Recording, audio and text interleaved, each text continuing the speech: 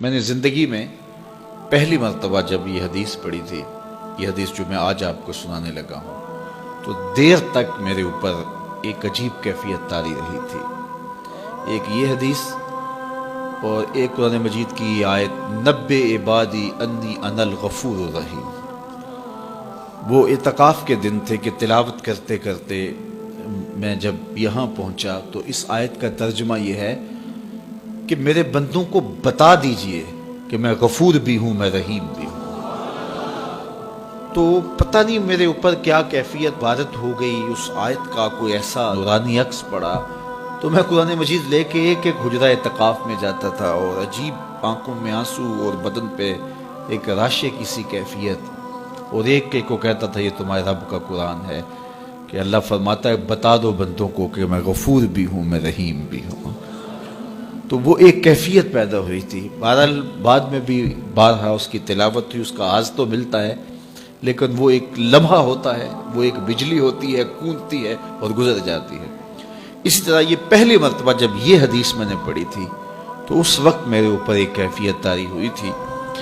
تو آج میرے مضمون میں یہ حدیث دوبارہ آ گئی اور میں یہ بارہا اپنے سامعین کو سنا چکا ہوں، اور یہ ایک ایسی واردات تھی اچانک جو صحابہ کے اوپر ہوئی، ان کی قلبی واردات کہ صحابہ کھڑے تھے، حضور اچانک تشریف لائے اور فرماتے ہیں کہ کیا تم اس بات کی گواہی نہیں دیتے کہ اللہ کے علاوہ کوئی معبود نہیں اور میں اس کا رسول ہوں؟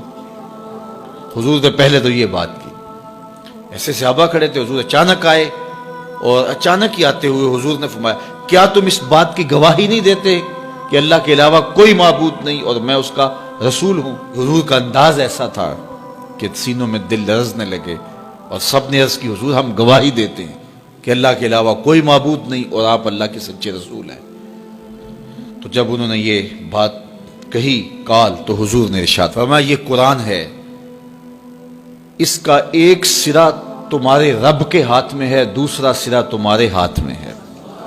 یہ وہ اللہ کی لٹکتی ہوئی رسی ہے جس کا ایک سرا تمہارے رب کے ہاتھ میں ہے اور اس کا ایک سرا تمہارے ہاتھ میں ہے۔ اس کو مضبوطی سے پکڑ لو، مضبوطی سے پکڑ لو۔ دیکھیے یہ کیسا ایک تصور ہے اس کی معنویت کہ اچانک حضور نے آ کے کہا گواہی دیتے ہو کہ میں اللہ کا سچا رسول ہوں، مطلب کیا جو میں کہوں گا وہ سچ ہی ہوگا جب تمہیں یہ گواہی ہے؟ تو انہوں نے کہا کہ ہم گواہی دیتے ہیں۔ کیوں نہیں ہم گواہی دیں گے، آپ اللہ کے سچے رسول ہیں۔ تو فرمایا سنو، یہ قرآن جو ہے یہ اللہ کی وہ لٹکتی ہوئی رسی ہے جس کا ایک سرا تمہارے رب کے دستے قدرت میں ہے اور دوسرا سرا تمہارے ہاتھ میں ہے۔ اس کو مضبوطی سے پکڑ لو، اس کو چھوڑنا نہ۔ اگر تم اس کو مضبوطی کے ساتھ پکڑو گے تو تم کبھی بھی گمراہ نہیں ہوگے۔ اس کتاب کو تھام لو گے تو کبھی بھی گمراہ نہیں ہوگے۔